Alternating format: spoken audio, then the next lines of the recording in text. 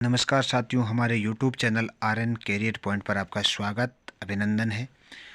और अब आप लोगों को मैं आज L1 के बारे में कुछ आपको इन्फॉर्मेशन देने वाला हूं। बहुत इम्पोर्टेंट इन्फॉर्मेशन है जिनके बारे में कि रीट लेवल 1 है, उनकी अगली तारीख क्या होगी, क्या स्टे हटेगा, नियुक्ति कब तक मिलेगी, सुनवाई की अगली तारीख क्या होगी और ये क्या अंतिम तारीख होगी, संपूर्ण जानकारी हम आपको इस वीडियो के माध्यम से देने वाले हैं।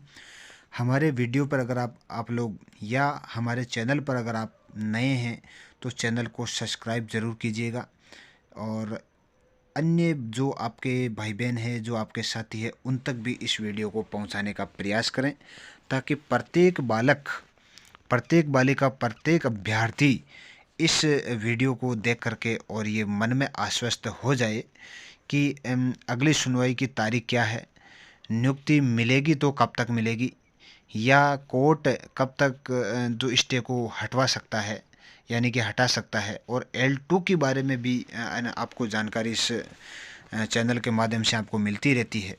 तो उस चैनल को आपको बहुत ही एक प्रेम देना है, प्यार देना है, जिनसे कि आपको बेहतर तरीके से हम आपको सूचना और भी ज़्यादा बेहतर दे सकें। तो हम शुरू करते हैं सबसे पहले कि सरकार है L1 की 21,000 पदों पर भर्ती थी और उसके बावजूद में यानी कि 15,000 के लगभग नियुक्ति मिली है। तो बाकी अभ्यर्थियों को नियुक्ति नहीं मिली, इसका कारण क्या है? तो सरकार ये दोष अभ्यर्थियों को नहीं सौंपें और जो सरकार गलती है, बोर्ड के जो त्रुटियां हुई है, तो ये सारी चीज़ें हैं। आप लोगों को मैं इस चीज़ में बातें करने वाला हूँ। लेवल 1 नियुक्ति पत्र मिलने के बाद भी बेरोजगार 4,000 युवा है भर्ती कोर्ट में चले गए हैं। भर्ती कोर्ट में जब चयन हुआ तब खुश थे, लेकिन ताना मारते कहते हैं कि डिग्री ही फर्जी है। यानी कि जब सिलेक्शन हो जाता है, फाइनल सिलेक्शन हो जाता है, लिस्ट में नाम भी आ जाता है, फिर अगर नियुक्ति नहीं मिलती है तो सब ये ताना मारते हैं, घर वाले मारते हैं कि भाई जो आपने कहाँ से डिग्री की, हमने आपको लोगों को पैसे दिए, फिर भी आपने फर्जी कहाँ से की। तो ये सारी चीज़ों पर सवालों के घेरे में, शक के घेरे में आना तय है। लेकिन सरकार या तो किसी भी जो अभ्यर्थी है उनका सिलेक्शन करे नहीं, और जब भी अगर सिलेक्शन करें तो उनकी नियुक्ति यानी कि पत्र उनको 100% दें। और ये उनकी जवाबदारी होनी चाहिए कि भाई या तो सिलेक्शन आप करो ही मत किसी का, अगर करते हो तो यार उनको भरोसे आप आग रखते हो। विद्यार्थी बेचारा उसके मानसिक तनाव से गुजरता है, पढ़ाई नहीं कर पाता है, बहुत सारी चीज़ों से गुजरता है। तो ऐसा नहीं करना चाहिए सरकार को मेरे हिसाब से। तो मैं अब यहाँ पर चलता हूँ कि बेरोजगार के इस दौर में सालों से कड़ी मेहनत के बाद आपकी सरकारी नौकरी लग जाए, नियुक्ति पत्र आपके हाथ में हो, नियुक्ति नहीं मिले तो आपको कैसा लगेगा? ये तो बहुत बुरा लगता है। अब देखो, कुछ अभ्यर्थियों की जो पीड़ाएं हैं मैं यहाँ आपके सामने थोड़ा सा पढ़ने का प्रयास करूँगा, जिनसे कि पहली जो पीड़ा है कि रूपवास भरतपुर निवासी किशोर कुमार, उनके परिवार कर्ज लेकर जयपुर पढ़ने भेजा। अध्यापक लेवल 1 में उनका चयन हुआ। चयन के बाद घर में है वो खुशियाँ छाई और कर्ज देने वाले माम जो है पैसे मांगने लगे। हमारी पीड़ा को कोई नहीं समझ रहा। नियुक्ति पत्र मिलने पर मैंने सोचा कि 10 अक्टूबर को ज्वाइनिंग करूंगा, लेकिन 9 अक्टूबर को ही आचार संहिता लग गई। संस्था प्रधान ने ज्वाइनिंग कराने से इनकार कर दिया। वेरिफिकेशन एक दिन लेट हुआ और अब मैं परेशान हूँ। इंद्रपुरा चूरू निवासी रवीन पूनिया हालत सबसे अलग है। अध्यापक भर्ती में रवीन के गांव 5 युवाओं का चयन हुआ, 4 ने ज्वाइनिंग कर लिया, लेकिन रवीन का पुलिस वेरिफिकेशन मेडिकल एक दिन लेट हो गया। इनसे आचार संहिता लग गई और नियुक्ति से वंचित हो गया। राजापुरा झालवाड़ा निवासी देवी शंकर भील का कहना है कि लेवल 1 में अध्यापक बनने के लिए 4 साल मेहनत कर रहा हूँ। पढ़ाई के लिए घर वालों ने 2 लाख रुपए का कर्ज लिया।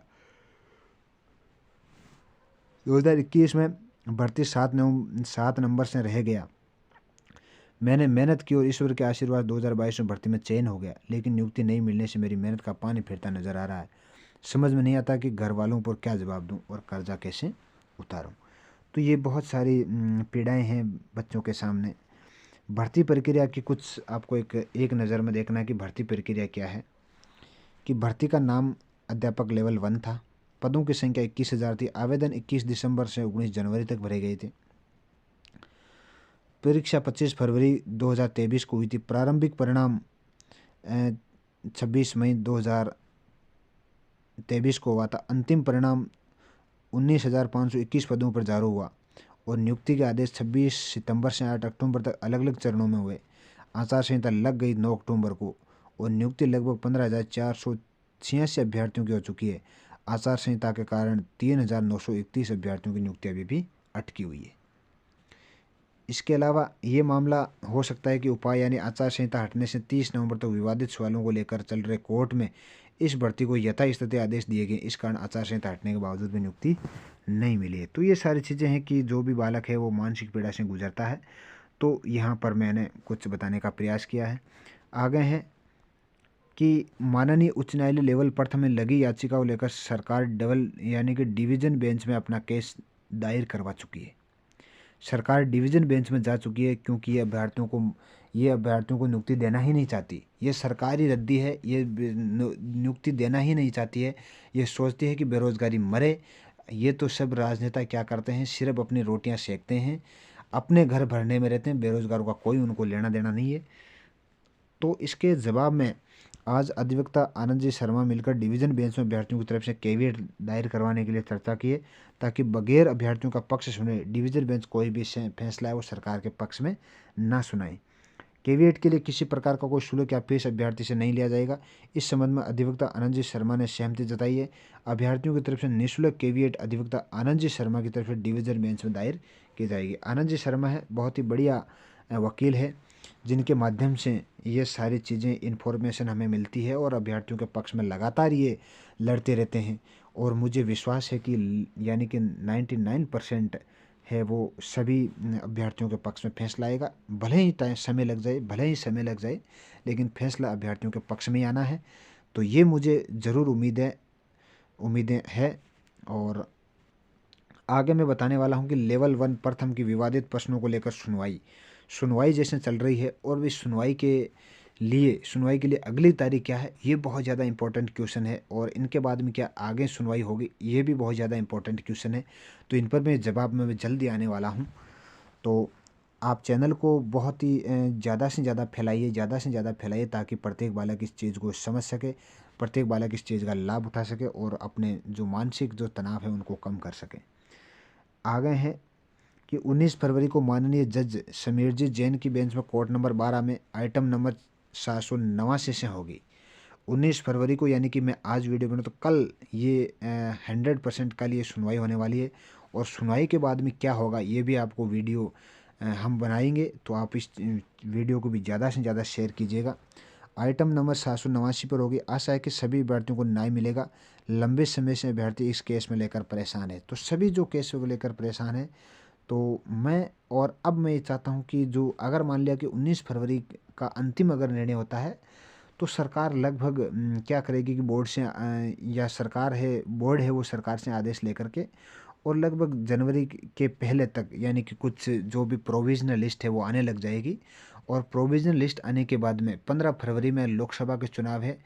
तो 15 मार्च के बाद में वहाँ आचार संहिता लगने से पहले जो कुछ अभ्यर्थियों का जो चयन हुआ है वो 10-15 दिन के अंदर यानी कि नियुक्ति दे सकती है।